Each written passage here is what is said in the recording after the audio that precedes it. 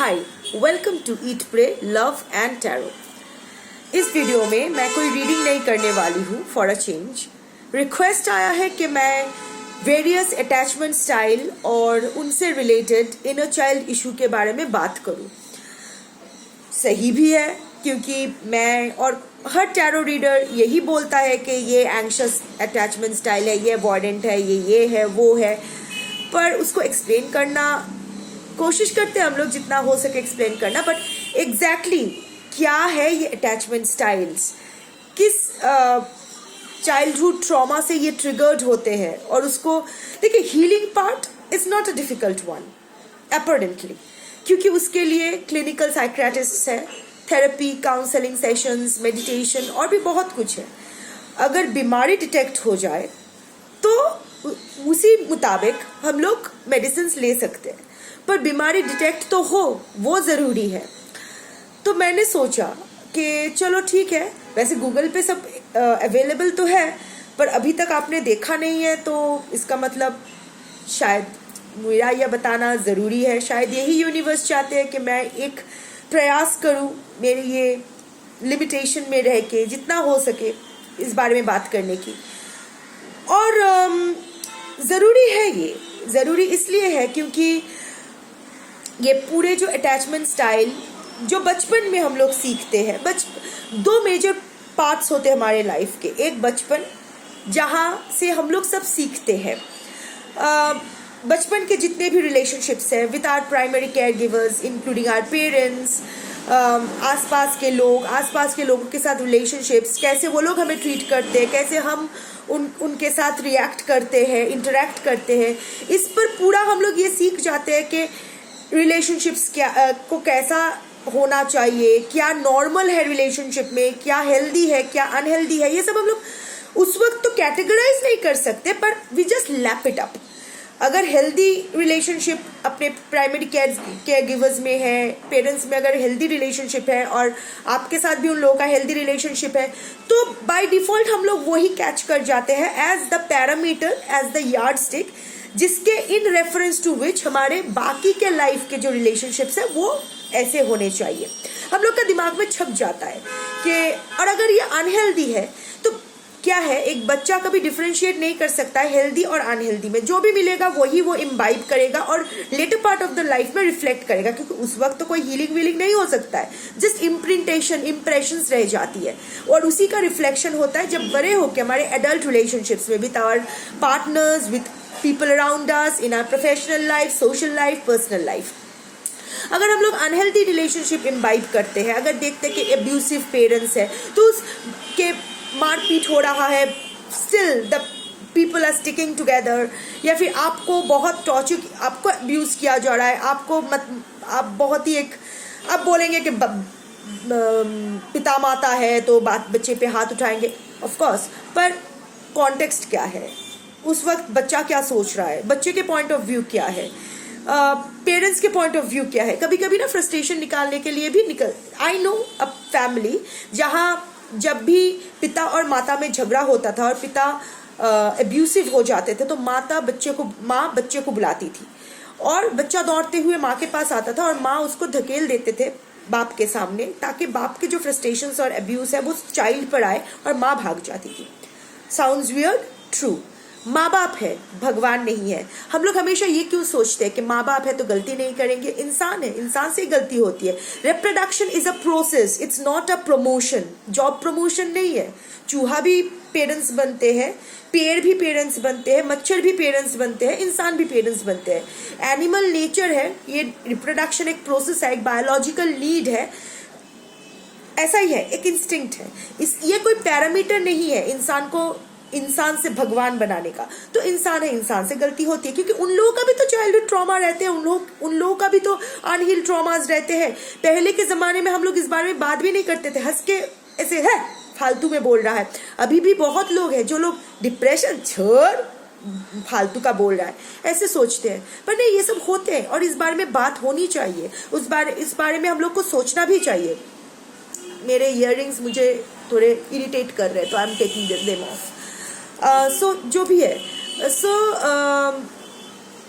इस बारे में तो वही होता है कि अब्यूसिव पेरेंट्स अगर हो और फिर भी वो लोग एक ही साथ रिलेशनशिप में हो, आपके प्रति अब्यूसिव है, तो अब्यूज को हम लोग उसी को हम लोग नॉर्मल समझ लेते हैं कि प्यार में अब्यूज चलता है, पर नहीं चलता है। और बड़े जब होते हैं ना, तो उसी हिसाब से हम लोग चीज़ों को अट्रैक्ट करते हैं। फॉर एग्जाम्पल, अगर दोनों पेरेंट्स में से कोई एक, suppose the father is a womaniser, multiple relationships है फादर के, तो अगर वो बच्चा एक फीमेल है, अगर डॉटर है, तो वो डॉटर बड़ी होके ऐसे लोगों को ही अट्रैक्ट करेगी अपने लाइफ में जो लोग मल्टीपल रिलेशनशिप्स में है, अफेयर्स है, बैड बॉय काइंड ऑफ है, और वो उन रिलेशनशिप्स में जाके उन लोगों को सुधारने की कोशिश करेगी। This is the childhood trauma. वो अपने बाप को नहीं सुधार सकती, उसको पता है कि वो कहाँ कहीं कोई अनहील्ड रह गया है, तो अभी वो बाहर जाके वो रिफ्लेक्ट करने के लिए कोशिश करेगी, जो पॉसिबल नहीं है। दो अलग लोग हैं, दोनों की कहानियां अलग है, ट्रीटमेंट्स अलग है, नहीं हो सकते। सिमिलरली अगर सपोज के एक सन है, बेटा है, और उसकी माँ मल्टीपल अफेयर्स में है, तो ये बेटा बड़े होके इसका सीरियस ट्रस्ट इश्यूज बन जाएगा हर औरत के प्रति, और वो हर औरत के ऊपर डोमिनेट करते करते उसको तोड़ते जाएंगे। अगर इस बेटे का अगर फादर वुमनाइजर है, मल्टीपल रिलेशनशिप्स में, तो इस आदमी का कमिटमेंट फोबिया रहेगा, वो लोग किसी के पास भी कमिटेड नहीं रह पाएंगे। So these are the things. Broadly speaking, psychology इतना भी, ह्यूमन साइकोलॉजी इतना भी आसान चीज़ नहीं है कि 1 to 3 में कैटेगराइज किया जाए। फिर भी मैं कोशिश करूंगी, 23 मिनट्स मेरे पास टाइम है, उस 23 मिनट्स में जितना हो सके आपको मैं बता सकूं। So basically there are 4 kinds of attachment styles, और ये बहुत इंपॉर्टेंट है कि आप अपने अटैचमेंट स्टाइल को पहचानें, उस पर वर्क करें, और अपने पार्टनर के भी अटैचमेंट स्टाइल पर वर्क करें, क्योंकि जो भी आपका जो अनहील्ड ट्रॉमा बचपन में रह गया है ना, तो बड़े होके आपके एडल्ट रिलेशनशिप्स में वही रिफ्लेक्टेड होगा, आपके तरफ से भी और सामने वाले इंसान की तरफ से भी। तो इसको पिन पॉइंट करना जरूरी है। तो basically 4 broad types of attachment styles होते हैं। 1 इज सिक्योर और healthy, 2nd is anxious, 3rd is avoidant, and 4th is disorganised, insecure, dismissive, जो भी नाम दो। पहले आते हैं सिक्योर। ये तो सबसे आसान है। अगर आपको एक सिक्योर्ड चाइल्डहुड मिला जहां आपके पेरेंट्स है, मतलब झगड़ा झाटी तो सब में होता है, डिसएग्रीमेंट्स होते हैं, पर इट्स नॉट दैट आपके सामने there are certain things, your parents were a team. वो लोग अगर डिसएग्री भी करते थे एक दूसरे से, तो आपके सामने नहीं, वो लोग हस्बैंड वाइफ की तरह चीज़ों को निपटा लेते थे। पर माँ, हो सकता है हस्बैंड वाइफ वो लोग बहुत बुरे हैं, पर माँ बाप वो लोग बहुत अच्छे रहे। जब आपके पास आते थे, आपके हर नीड्स को, आपकी जो सिक्योरिटी, आपको एक सिक्योर्ड एनवायरनमेंट दिया गया, आपको बहुत सारा लव अफेक्शन दिया गया। As a team they grew you up. वो लोग हर किसी के साथ अच्छे बिहेव करते थे, सम्मान के साथ बिहेव करते थे, एक दूसरे के साथ भी, डिस्पाइट द डिसएग्रीमेंट्स, वो लोग एक दूसरे के पॉइंट ऑफ व्यू को रिस्पेक्ट करते थे, अग्री ना भी करे तो।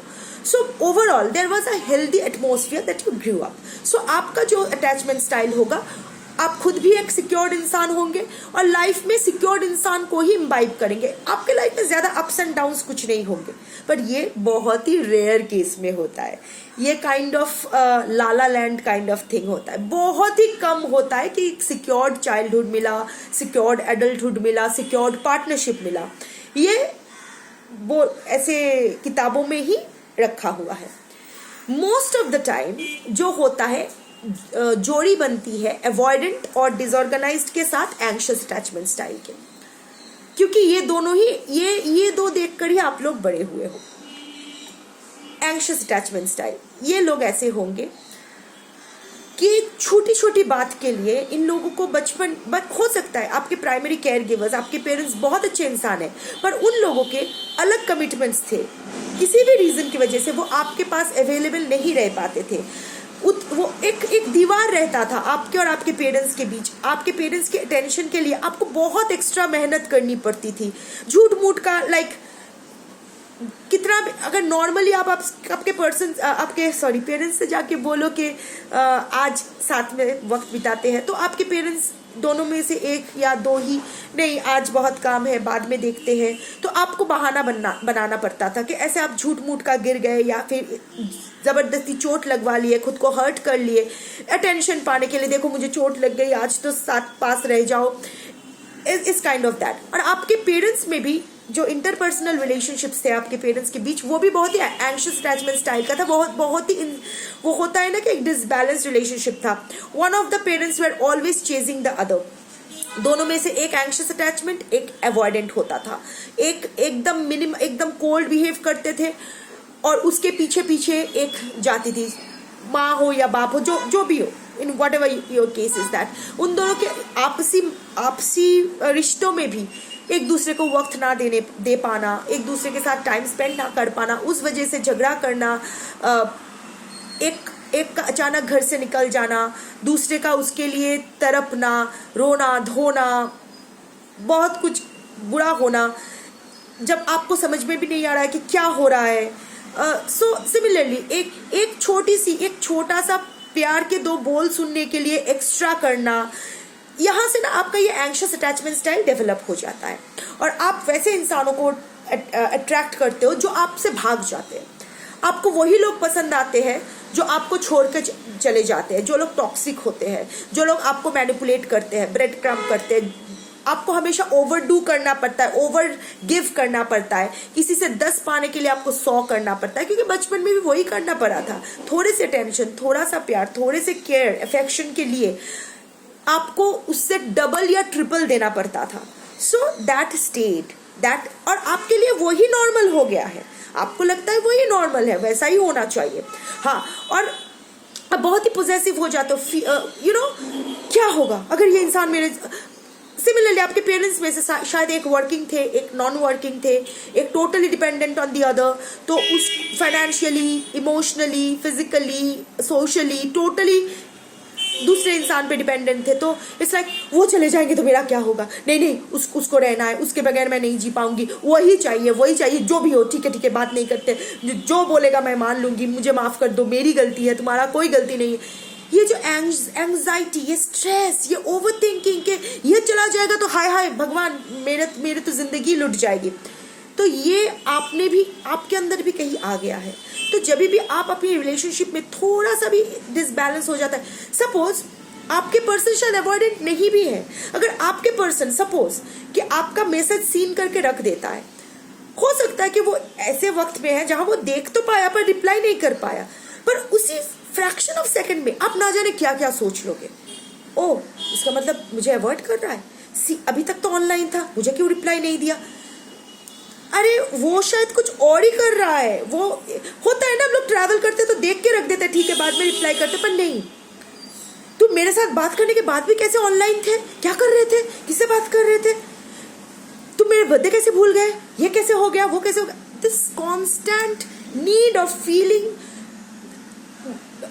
इनसिक्योर, ये जो constant need of attention from the other person, खुद को ये समझना कि मैं अनवर्दी हूं, मुझे तो ऐसे मेरा तो कोई है नहीं, मेरा तो कोई वजूद है ही नहीं। This is the anxious attachment style that develops. Generally इनके साथ जोड़ी बनती है अवॉइडेंस की।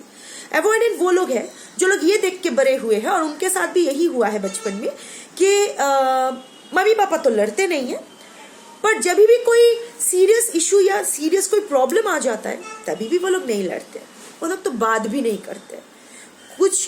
कुछ अगर इधर का उधर हो जाए, थोड़ा अगर कोई सीरियस डिसीजन लेने का वक्त आए तो वो लोग बिल्कुल अवॉइड कर जाते हैं, एक भाग जाता है, सब साइलेंट हो जाते हैं, बात करके उसको सॉल्व नहीं करते। कोई प्रॉब्लम आती है तो बात करके कोई सॉल्व नहीं करता है, उसको अवॉइड करते हैं, साइलेंट हो जाते हैं, एक दूसरे के प्रति कोल्ड हो जाते हैं, एक दूसरे के बीच एक दीवार, कांच की दीवार खड़ी कर देते हैं, जहाँ एक दूसरे को देख तो पाते हो पर एक दूसरे को सुन या एक दूसरे के साथ बोल नहीं पाते हो। आपके साथ भी शायद ऐसा हुआ है, शायद हो सकता है कि आपका रिजल्ट शायद अच्छा नहीं आया, आप गए अपने पेरेंट्स के पास और के पेरेंट्स ने कुछ नहीं बोला, आपको डांटा नहीं, आपसे बात नहीं की, क्या हुआ क्यों हुआ, कोई एक्सप्लेनेशन नहीं, बस वो लोग कोल्ड हो गए, बात करना बंद कर दिए, बात करना बंद कर दिया आपके साथ। So this is another thing, आपको एकदम कोल्ड ट्रीटमेंट, और आप सोचते रहे कि क्या हुआ, क्यों हुआ, सॉरी एक कॉल आ गया था, क्या हुआ, क्यों हुआ, मेरे साथ ऐसा क्यों हो रहा है, कुछ तो बोलो। नहीं, तुझसे बात नहीं करनी, तू अगर ऐसा करेगा तो तेरे से हम लोग बात नहीं करेंगे, तू अगर वैसा करेगा, it's kind of a threatening thing, silent. तो जब ये अवॉइडेंस बड़े होते हैं ना, तो वो लोग चाहते बहुत कुछ है, क्योंकि प्यार की जरूरत तो सबको होती है। लोगों को भी कोल्ड ट्रीटमेंट ही मिला है, प्यार नहीं मिला है, तो ये लोग को भी प्यार चाहिए, ये लोग को भी सब कुछ चाहिए। बट ये लोग अपने दिमाग में एक फैंटेसी बिठा लेते हैं आपको लेके। सपोज आपके पर्सन अवॉइडेंट है, आपको दूर से देखे, आपको देख के उन लोगों को ऐसा लगा कि अरे वाह, ये तो इंसान वैसे ही है जैसे मुझे चाहिए, बिल्कुल वही है, वैसे ही है, क्या हो रहा है, हाँ वैसे ही है, मुझे इसके पास जाना चाहिए।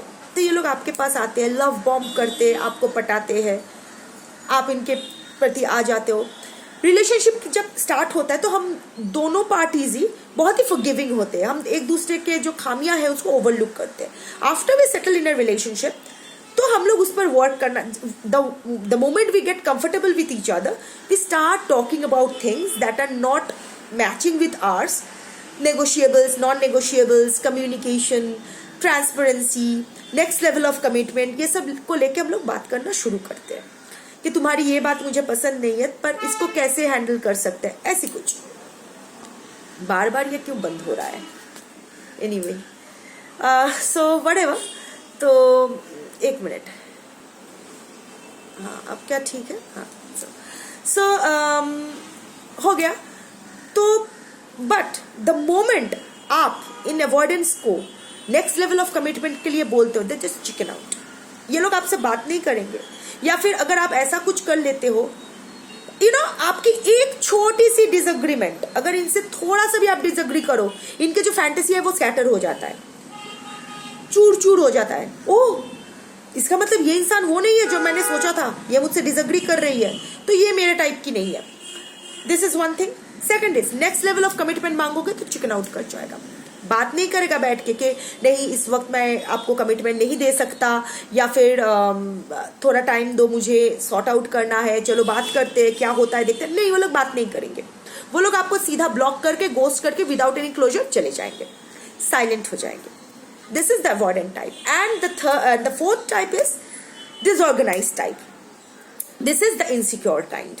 ये लोग फियरफुल होते हैं, ये लोग आपसे चेज करवाएंगे, ये लोग खुद को इतना अनवर्दी मानते हैं, ये लोग ये मानते हैं कि उनमें कोई अच्छाई है ही नहीं कि कोई उनसे प्यार कर सके। सीरियस सेल्फ वर्थलेसनेस से ये लोग अंडरगो करते हैं। सो ये लोग क्या करेंगे, पहले आके तो लव बॉम्ब करेंगे आपको, पहले आपके पीछे आएंगे, फिर अचानक से time to time on and off करते रहेंगे, हॉट एंड कोल्ड करते रहेंगे, भाग जाएंगे, आपके लाइफ से अचानक गायब हो जाएंगे और देखेंगे कि आप इन्हें चेस कर रहे हो कि नहीं।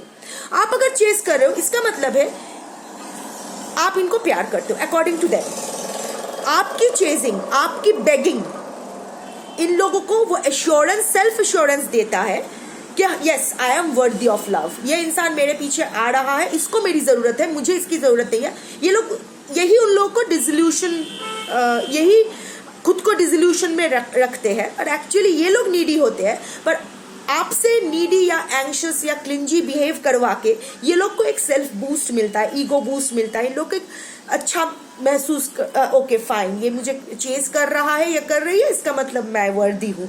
ये मुझे चेज नहीं कर रहा है, ये क्यों मेरे पीछे नहीं आया, ये मेरे वगैरह इतना खुश क्यों है, ये क्यों सोशल मीडिया में, हम लोगों को तो ब्रेकअप हो गया पर ये सोशल मीडिया पे इतना अच्छा फोटो क्यों देखा, मुझे पता था ये इसका कोई और मतलब है, ये मुझसे प्यार नहीं करती है, ये फेक है, दिखा रही थी, दिखावा कर रही थी।